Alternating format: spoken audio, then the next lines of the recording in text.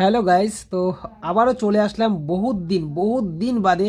প্রায় বছর খানিকের মতো আমার মনে হয় ইউটিউবে কোনো পোস্ট করা হয় না।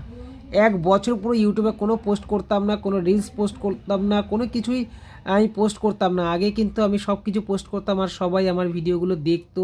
সবাই সত্যি অনেক আমার এই ইউটিউবে আমি যে পরিমাণে ভিডিও ছেড়েছি, আমার ভিডিওগুলো সত্যি সবাই দেখতো। সব ভিউয়ার্স যারা আছে, আমার বন্ধুরা যারা আছে, প্রত্যেকেই ভিডিওগুলো সবাই দেখতো। কিন্তু অ্যাকচুয়ালি আমি একটু কাজের সমস্যার জন্য একটু নিজের পার্সোনাল একটা কাজ আছে, সেই কাজটা আমি করি।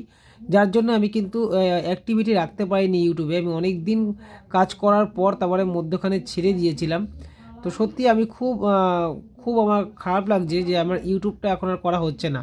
ইউটিউবে আমি কন্টিনিউ ভিডিও দিতাম আর ইউটিউবে আমার ভালোই ছিল। কিন্তু আমি কি একটু কাজের জন্য, মানে নিজের একটু পার্সোনাল যে কাজগুলো থাকে না, দেখো প্রতিটা মানুষের যদি একটা কর্মজীবন থাকে, সেই কর্মজীবনটা করতে গিয়ে কিছু সময় না একটু বাধা বিপত্তি হয়ে যায়।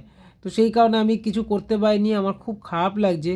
আমি আবার চেষ্টা করব তোমাদেরকে ভিডিও দেওয়ার। আমি আবারও শুরু করতে যাচ্ছি ইউটিউবে নিত্য নতুন যে ভিডিওগুলো প্রতিদিনের মতো দেওয়া হতো সেরকম আবারও দেব।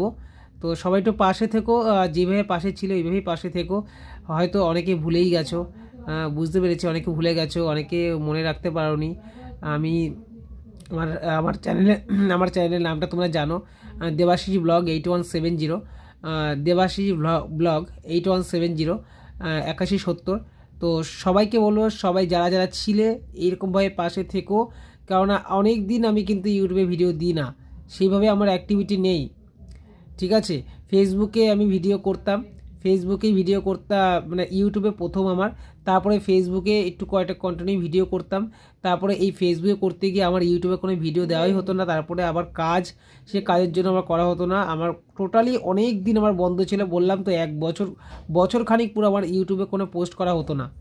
ঠিক আছে, সবাই আবার আগের মতো পাশে দেখো, আমি আবার নিত্য নতুন ভিডিও তোমাদেরকে দেওয়ার চেষ্টা করব।